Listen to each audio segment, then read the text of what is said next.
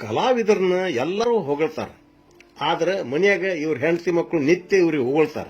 ಯಾಕಂದ್ರೆ ಈ ಕಲಾವಿದ ಯಾರೇನು ಕೊಡ್ಲಿ ಬಿಡ್ಲಿ ತನ್ನಲ್ಲಿರುವ ಕಲೆಯಿಂದ ತಾನಾದರೂ ಸಂತೋಷ ಪಡ್ತಾನೆ. ಪಾಪ ಹೆಂಡತಿ ಮಕ್ಕಳು ಮಾಡಿ ತಪ್ಪೇನು? ಕೈಲಾಗದವನಲ್ಲ ಕಲಾವಿದ, ಕಲೆಯೇ ಇವನ ಆಯುಧ. ಅದರಿಂದ ದುಡಿದದ್ದು ಸಾಕಷ್ಟು, ಪಡೆದದ್ದು ಎಳ್ಳಷ್ಟು. ಇದೆಂಥ ಎಡವಟ್ಟು? ಇರುವವರಿಗೆ ಚಂದ ಗಟ್ಟಿ ಮುಟ್ಟು, ಮುಪ್ಪಿನಲ್ಲಿ ಇವರ ಹೊಟ್ಟಿಗೆ ಕೊಡೋರಾರು ಹಿಟ್ಟು. ಶಿವಶಿವ ಕುಡದರಾಳ ಶ್ರೀ ವೀರ ಬಸವೇಶ್ವರ. ಯಾರೋ ಒಬ್ರು ಕಲಾವಿದರು ಆರ್ಥಿಕವಾಗಿ ಸದೃಢವಾಗಿ ಇರಬಹುದು, ಆದರೆ ಬಹಳ ಜನ ಕಲಾವಿದರ ಜೀವನ ನರಕ ಸದೃಶ. ಕಲಾವಿದರು ಶಾಪಗ್ರಸ್ತ ಗಂಧರ್ವರಂತಾರ, ಸುಳ್ಳಲ್ಲ. ಭೂಲೋಕಕ್ಕೆ ಬರ್ತಾರ, ತಮ್ಮ ಕಣ್ಣೀರು ಕುಡಿದು ತಮ್ಮ ದಾಹ ತೀರಿಸಿಕೊಳ್ತಾರ. ಲತಾ ವನಿತಾ ಪಂಡಿತ ಪರರ ಆಶ್ರಯದಲ್ಲಿ ಬೆಳೆಯತಕ್ಕಂಥವು. ಹೆಣ್ಣಿಗೆ ಗಂಡಿನ ಆಶ್ರಯ, ಬಳ್ಳಿಗೆ ಗಿಡದ ಆಶ್ರಯ, ಪಂಡಿತರಿಗೆ ರಾಜಾಶ್ರಯ ಬೇಕೇ ಬೇಕು. ಒಬ್ಬರ ಆಶ್ರಯದಲ್ಲಿ ಬೆಳೆಯುವ ಪರಪುಷ್ಟ ಜೀವಿಗಳು.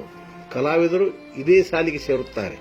ಎಲ್ಲರೂ ವೇದಿಕೆ ಮೇಲೆ ಕಲಾವಿದನಿಗೆ ಕೊರಳಿಗೆ ಹಾರ ಹಾಕುವರೇ ವಿನಃ ಅವನಿಗೆ ಆಹಾರದ ಪರಿಸ್ಥಿತಿ ಹೇಗಿದೆ ಅನ್ನೋರು ಯಾರೂ ಇಲ್ಲ. ಹೊಗಳಿಕೆಯಿಂದ ಹೊಟ್ಟೆ ತುಂಬೋದಿಲ್ಲ. ಮಹಾನ್ ಕಲಾವಿದರ ಪರಿಸ್ಥಿತಿ ಈಗಲೂ ಗಂಭೀರವಾಗಿದೆ. ಬೆಲೆ ಕಟ್ಟಲಾಗದ ಕಲೆಯ ಬೆನ್ನು ಹತ್ತಿ ನೆಲೆ ಕಳೆದುಕೊಂಡವರೇ ಹೆಚ್ಚು. ಅಸ್ತವ್ಯಸ್ತ ಕಲಾವಿದರ ಜೀವನ, ಆಲಿಸರ್ಯಾರೂ ಇವರ ಆಕ್ರಂದನ. ಜನ ರಂಜಿಸದವರ ಬಾಳು ನಿತ್ಯ ನರಕದ ಗೋಳು. ಇದಕ್ಕಾರು ಹೊಣೆ? ಸರ್ಕಾರವೋ ಸಮಾಜವೋ? ನಕ್ಕವರು ನಗಿಸಿದವರ ಮೇಲೆ ತೋರರೆ ಕಕ್ಕರೆ. ತೃಪ್ತಿ ಇವರಿಗೆ ತುತ್ತನ್ನ ಸಿಕ್ಕರೆ. ಶಿವಶಿವ ಕುಡದಾಳ ಶ್ರೀ ವೀರ ಬಸವೇಶ್ವರ. ಎಷ್ಟೋ ಕಲಾವಿದರು ಬೀದಿ ಹೆಣ ಆಗಿ ಹೋಗ್ಯಾರ. ಜೀವಂತವಾಗಿ ಇದ್ರು ಕೂಡ ಹೆಣದಂತೆ ಬದುಕಾಕತ್ಯಾರ. ಎಂಥವ್ರಿಗೆ ಮಾಶಾಸನ ಮಾಡಕ್ ಕೂಡ ಲಂಚ ಕೇಳ್ತಾರಲ್ರಿ, ಎಂತ ನೀತಿಗೆಟ್ಟವ್ರಿ ಇವರು. ಇಂದು ಸಿನಿಮಾ ರಂಗದಲ್ಲಿ ಸಂಗೀತಗಾರ ಎಂ ಕೀರವಾಣಿ ಹೆಸರು ಕೇಳಿದವರೇ ಇಲ್ಲ. ಅವರ ಸಂಗೀತದ ಗುರುಗಳಾದ ಬಳ್ಳಾರಿ ಜಿಲ್ಲಾ ಸಿರುಗುಪ್ಪ ತಾಲೂಕಿನ ಅಗಸನೂರು ಗ್ರಾಮದ ದತ್ತಾತ್ರೇಯ ಅನ್ನುವರು ಮಹಾನ್ ಕಲಾವಿದರು.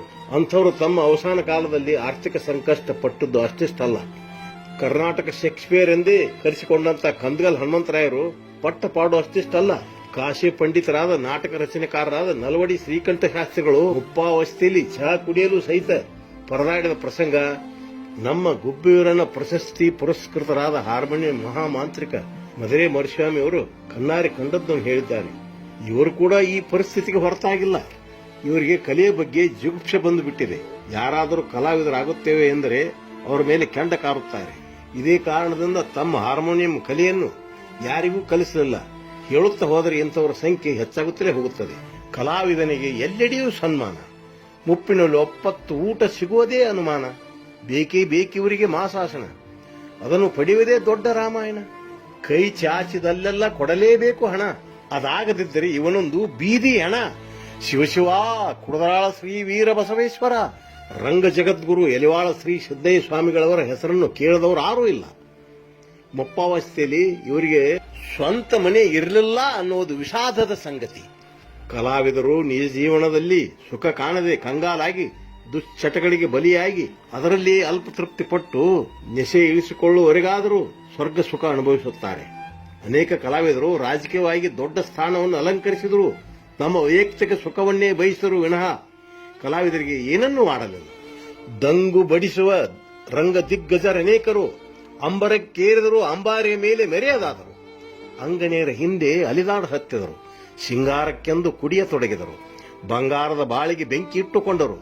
ಹಿಂಗಾಗಲಿ ಅವರಿಗಾವ ಜನ್ಮದ ಶಾಪವೋ? ಶಿವಶಿವ ಕುಡದರಾಳ ಶ್ರೀ ವೀರ ಬಸವೇಶ್ವರ. ಇವರ ಪರಿಸ್ಥಿತಿಯೇ ಹೀಗಿರುವಾಗ ಹೆಂಡತಿ ಮಕ್ಕಳ ಪಾಲನೆ ಪೋಷಣೆ ಜವಾಬ್ದಾರಿ ಯಾರು ಹೊರಬೇಕು? ಇಲ್ಲಿ ಒಂದು ವಿಷಯನ್ನು ಹೇಳಲೇಬೇಕು. ಗೌಡ್ರ ಗದ್ಲ ನಾಟಕ ನೋಡದವರೇ ಇಲ್ಲ, ಆಡದ ಊರೇ ಇಲ್ಲ.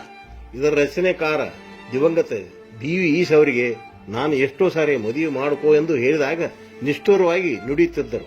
ನಮ್ಗ್ಯಾಕ್ ಬೇಕ್ರಿ ಗುರುವೆ ಮದುವೆ? ಎಷ್ಟೊತ್ನ್ಯಾಗ ಎಲ್ಲಿರ್ತೀವೋ ಹೆಂಗಿರ್ತೀವೋ ಗೊತ್ತಿಲ್ಲ, ಅವ್ರನ್ನ ಕೊಳ್ಳಿಗೆ ಹಾಕೊಂಡು ನಾನೆಲ್ಲಿ ಒದ್ದಾಡ್ಲಿ ಅಂತ ಹೇಳ್ತಿದ್ದರು. ಈಗಲೂ ನನ್ನ ಕಿವಿಯಲ್ಲಿ ಆ ಮಾತು ಗುಯಿಗುಡುತ್ತದೆ. ನಿಜವಾಗಿಯೂ ಹೊಸಪೇಟೆಯಲ್ಲಿ ಅನಾಥ ಹೆಣವಾಗಿ ಬಿದ್ದದ್ದೊಂದು ದೊಡ್ಡ ದುರಂತ. ರಂಗದ ಮೇಲೆ ರಾಜ ಮಹಾರಾಜರಿವರು, ಹಿಂಗದ ಬಡತನ ಅಪ್ಪಿಕೊಂಡವರು, ನುಂಗುವ ತುತ್ತಿಗೆ ಪರದಾಡುವರು ಮುಪ್ಪಲಿ. ತಂಗಲೊಂದು ಸ್ವಂತ ಮನೆಯಿಲ್ಲ ಕೊನೆಗಳಿಗೆಯಲ್ಲಿ. ಭಂಗ ಪಡಲಿವರು ಮಾಡಿದ ತಪ್ಪೇನು? ಸಂಘ ಸಂಸ್ಥೆ ಸರ್ಕಾರ ಕಲ್ಲಾದವಲ್ಲೋ ಇವರ ಪಾಲಿಗೆ. ಶಿವಶಿವ ಕುಡದರಾಳ ಶ್ರೀ ವೀರ ಬಸವೇಶ್ವರ. ಇನ್ನು ಪ್ರಶಸ್ತಿ ಬಗ್ಗೆ ಹೇಳಬೇಕಂದ್ರೆ ಅವರು ತಮ್ಮ ಕಲಿಯಿಂದಲೇ ತೃಪ್ತಿ ಪಡ್ತಾರ. ಆ ತೃಪ್ತಿ ಮಾತ್ರ ಜೀವನದಾಗ ಕಲಾವಿದರಿಗೆ ಮಾತ್ರ ಸಾಧ್ಯ. ನರ್ತಿಸುವ ನವಿಲು, ಹಾಡುವ ಕೋಗಿಲೆ, ಕೇಳುವವೇ ಪ್ರಶಸ್ತಿ. ನಿನ್ನ ಸಾಧನೆ, ಜನಪ್ರಿಯತೆ ದೇವರು ಕೊಟ್ಟ ನಿನಗೆ ಮಹದಾಸ್ತಿ. ಇದಕ್ಕಿಂತ ಮಿಗಿಲೇನೋ ಯಾರಿಂದಲೇ ಸಿಗುವ ಪ್ರಶಸ್ತಿ. ನಮ್ಮಿಂದ ನಮಗೆ ಸಿಗುವ ತೃಪ್ತಿಗೆ ಕೊನೆಯಲ್ಲೋ, ಅನ್ಯರಿಂದ ಸಿಗುವ ಪ್ರಶಸ್ತಿ ಇದಕ್ಕೆ ಸಾಟಿಯಲ್ಲೋ. ಶಿವ ಕುಡದರಾಳ ಶ್ರೀ ವೀರ ಬಸವೇಶ್ವರ. ಸರ್ಕಾರ ಕೊಡೋ ಪ್ರಶಸ್ತಿ ಎಂತವ್ರಿಗೆ ಬರ್ತಾವಂದ್ರೆ ಪ್ರಶಸ್ತಿ ಘಟಾನುಘಟಿಗಳಿಗೆ ಸಿಕ್ಕಿಲ್ಲ, ಇದು ಸುಳ್ಳಲ್ಲ. ಬಟಾಣಿ ವಟಾಣಿಗಳಿಗೆ ದೊರೆತದ್ದೇನು ಆಶ್ಚರ್ಯವಲ್ಲ. ಸಾಧನೆ ಮಾಡಿ ಹಸಿದವರಿಗೆಲ್ಲ, ಬಾಲು ಬಡಕರಿಗೆ ಮೀಸಲೆಲ್ಲ. ಆಸೆಯಿಂದ ತಿರುತುರಿಗೆ ಆದರೆ ಸುಸ್ತಿ, ಮಾಡವರಿಲ್ಲೋ ದುರಸ್ತಿ, ಯಾರಿಗೂ ಬರದಿರಲಿ ಇಂಥ ಅವಸ್ಥೆ. ಶಿವ ಕುಡದಾಳ ಶ್ರೀ ವೀರ ಬಸವೇಶ್ವರ. ಇನ್ನ ಕೇಳ್ರಿಲ್ಲಿ, ರಾಜ್ಯ ಪ್ರಶಸ್ತಿ, ರಾಷ್ಟ್ರ ಪ್ರಶಸ್ತಿ, ವಿಧ ವಿಧ ಪ್ರಶಸ್ತಿ. ಅದು ಪಡೆಯಲು ಹಿಡಿಯಲೇಬೇಕು ಕುಸ್ತಿ. ಕೊಡೋರ ಮನೆ ಮುಂದೆ ಮಾಡಬೇಕು ವಸ್ತಿ. ಕೈ ಚಾಚಿ ಕೇಳುವವರಿಗಿಂತ ಕಸಿದುಕೊಳ್ಳುವವರ ಪಾಲು ಈ ಪ್ರಶಸ್ತಿ. ಆಸೆಯಿಂದ ತಿರುತಿರುಗಿ ನೀನಾಗಬೇಡ, ದಂತ ಕಳೆದುಕೊಂಡ ಹಸ್ತಿ. ಶಿವ ಕುಡದಾಳ ಶ್ರೀ ವೀರ ಬಸವೇಶ್ವರ. ಕಲೆಯನ್ನು ಕಾಪಾಡಿ ಬೆಳೆಸದಿದ್ದರೆ ಮುಂದಿನ ದಿನಗಳಲ್ಲಿ ಉಪ್ಪಿಲ್ಲದ ಊಟವೇ ಗತಿ. ಕೇಳ್ರಿ ಈ ವಚನ.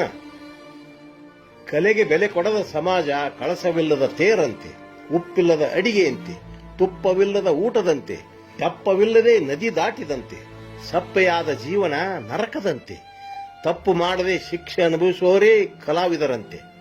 ಕಲೆಯನ್ನು ಕಡೆಗಣಿಸಿದ ಸರ್ಕಾರ ಇದ್ದರೇನು, ಸುಡಗಾಡಿಗೆ ಎದ್ದರೇನು. ಶಿವ ಕುಡದರಾಳ ಶ್ರೀ ವೀರ ಬಸವೇಶ್ವರ. ಗೊತ್ತಿರಲಿ, ಪರಶಿವನೇ ನಾಟ್ಯವಾಡಿ ನಟರಾಜನೆನಿಸಿಕೊಂಡ. ನಮ್ಮ ಮನರಂಜನೆಗಾಗಿಯೇ ದೇವರು ನವಿಲು ಕೋಗಿಲೆಗಳನ್ನು ಸೃಷ್ಟಿಸಿದ. ಕಲಾವಿದರನ್ನು ಕಾಪಾಡುವ ಕರ್ತವ್ಯ ನಮ್ಮೆಲ್ಲರದು.